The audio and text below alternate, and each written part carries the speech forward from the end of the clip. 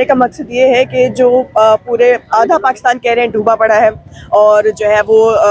करोड़ों लोग जो है वो बेघर हुए हैं और उनके जो है जिन चीज़ों पे उनका गुजर बसर होता है वो जानवर जो है मर चुके हैं, जिन ज़मीनों पे वो काम करते थे वो सारी चीज़ें बर्बाद हो चुकी हैं और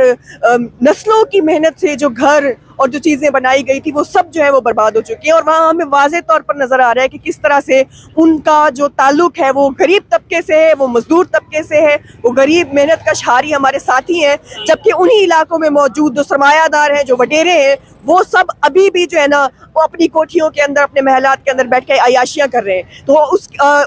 इस तबकाती नाइंसाफ़ी, बल्कि हमें पता चला कि खासकर सिंध के अंदर, जनूबी पंजाब के अंदर किस तरह से जो है वो पानी का रुख मोड़ के गरीब आबादियों की तरफ किया गया ताकि वडेरों की ज़मीनों को जो है वो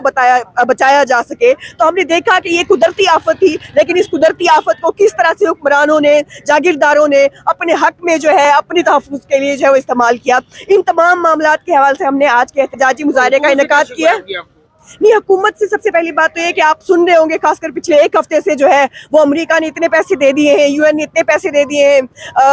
बरतानिया से इतने पैसे आ गए, चीन से आ गए हैं, ठीक है ना, यूएई से आ गए हैं, आपके कतर से जो है वो पैसे आ गए, इतने श्रीलंका तक से जो है आपके पैसे आ गए, आपके बांग्लादेश से जो है आपके पैसे तक आ गए। तो हम इनसे पूछ रहे हैं कि इतने अरसे से जो ये पैसे अब आना शुरू हो गए तो ये लग कहाँ रहे हैं? ये सारे के सारे हम समझते हैं कि इन हुक्मरानों की, ये हमारे हुक्मरान, हमने पीछे भी देखा, चाहे 2005 का ज़लज़ला हो, चाहे 2010 का सैलाब हो, चाहे 2020 में जो सैलाब आए थे, जब भी पाकिस्तान के अंदर कोई भी बर्बादी यहाँ के गरीब आवाम पर आती है, यहाँ के हुक्मरान जो है वो लुटेरे जो है वो गिद्धों की तरह जो है वो उसको एक अपॉर्चुनिटी समझ के जो है वो अपने जो है ना वो खुश हो जाते हैं, बल्कि वो दुआएं करते हैं कि ऐसी बर्बादियाँ आए ताकि उसके नाम पर जो है ये पैसे कमा सके। लाखों अरबों रुपए जो आवाम के नाम पर आए वो ये सारे के सारे हड़प कर बैठे हुए हैं। और हम देख रहे हैं कि रोज़ाना की बुनियाद पर वीडियोज़ आ रही है, तस्वीर आ रही है कि वो जो लोग हैं ना उनके घर बनाए जा रहे हैं, उनको कुछ भी नहीं, उनको खाना तक जो है वो नहीं मिल रहा और कोई भी रिलीफ का काम जो है वो वहाँ पे नहीं किया जा रहा हुकूमत की जानिब से।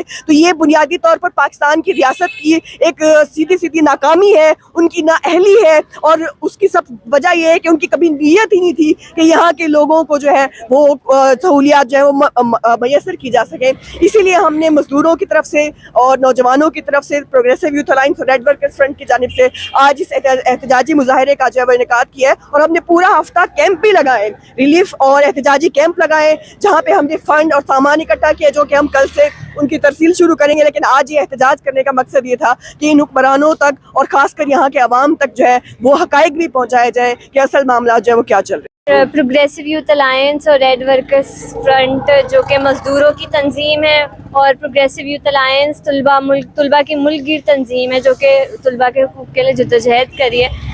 हमारा मकसद था यहाँ पर एहतजाज, हमने जो पिछले एक हफ़्ते से इमदादी रिलीफ़ और एहतजाजी कैंप लगाया था कराची के मुख्तलिफ़ हिस्सों में, वो सैलाब ज़दगान की जो ये पूरी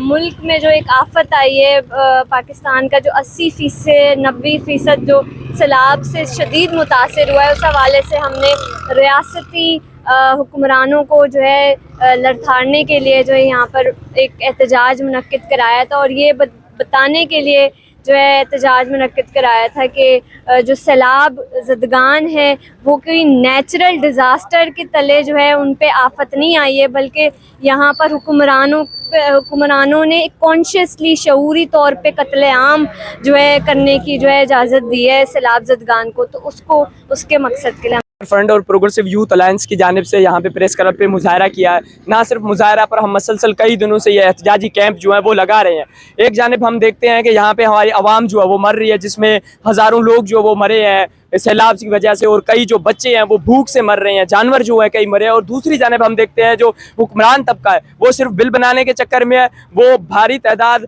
में बजट हमें बता तो रहा है कि हमने इतने करोड़ जो है वो आवाम के लिए रिलीफ दिया, मगर वो दिख नहीं रहा है ग्राउंड पे कहाँ जा रहा है। वो सिर्फ और सिर्फ हेलीकॉप्टर में चढ़ के चक्कर लगा रहे हैं कि कहीं कोई इलाका बच तो नहीं गया तो उसको हम अभी डुबा दें। हमने देखा है कि पूरी सिंध में जहाँ पे हमने कहीं पे भी कोई हुक्मरान तबके की जानिब से किसी को भी नहीं देखा। तो इस और दूसरी बात के इस सैलाब का अगर कोई जिम्मेदार है तो वो हुक्मरान तबका है। हम पहले भी चिल्लाते रहे हैं, एहतजाज करते रहे हैं कि यहाँ का नहरी निज़ाम जो है वो सही नहीं है, उसको जब तक दुरुस्त नहीं किया जा सकता तब तक यहाँ पे कोई हल नहीं हो सकता, क्योंकि उस नहरी निज़ाम के ख़राबी की वजह से एक जानिब हमें कहत साली का ہمیں جو پانی کی قلت کا سامنا کرنا پڑتا ہے کہ آج سے پانچ مہینے پہلے احتجاج ہو رہے. تو دوسری جانب سیلاب جو ہے وہاں سے ہمارے گھر جو ہے وہ بہا لے جاتے ہیں. یہاں پہ حکمران طبقہ ہے وہ سو رہا ہے, وہ عیاشیاں کر رہا ہے, عوام کے ٹیکسوں سے وہ باہر جزیرے خرید کر رہا ہے. کیا مشورہ دیں گے اب یہ بتائیں؟ ہمارا یہ ہے کہ حکمران طبقوں سے مشورے سے زیادہ یہ ہے کہ عوام جو ہے وہ اٹھے اور حکمران طبقے کے گریبان میں جو ہے وہ پکڑ کر اپنے حقوق لے, کیونکہ یہی انہی گلیوں چوراہوں سڑکوں پہ جب تک عوام اٹھ کر اپنا حق نہیں لیتی, چھین کر نہیں لیتی, تب تک ان کو اپنا حق نہیں ملے گا. حکمران طبقے کو ہمارا یہ مشورہ ہے کہ وہ باز آ جائے, ورنہ یہ 68 نہیں ہے, یہ 2022 ہے, کیونکہ 68 میں بھی ایوب خان کو گھٹنے ٹیکنے پہ اگر مجبور کیا تھا تو اسی محنت کش مزدور طبقے نے کیا تھا کہ وہ مستعفی ہوا تھا. اب اگر حکمران طبقہ اٹھا تو حکمران طبقے کی چپیڑے وہ برداشت نہیں کر پائیں گے. ابھی بھی ٹائم ہے ان کے پاس کہ وہ جو ہے باز